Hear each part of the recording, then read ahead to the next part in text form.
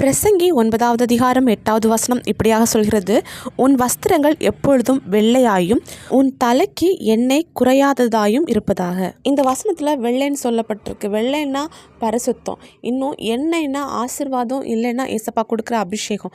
நம்முடைய வாழ்க்கையில் பரிசுத்தம், ஆண்டவர் கொடுக்குற அபிஷேகம் நம்முடைய வாழ்க்கையில் குறையக்கூடாது.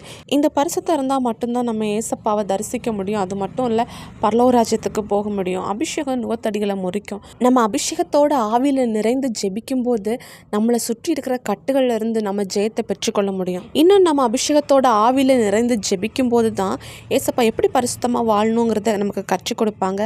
அது மட்டும் இல்லை, நம்ம பரிசுத்தமாக வாழ்கிறதுக்கு ஏசப்பா உதவி செய்வாங்க. இதை கேட்டுட்டு இருக்க நீங்கள் பரிசுத்தம் இல்லாத ஒரு வாழ்க்கை வாழ்ந்துட்டு இருக்கலாம்.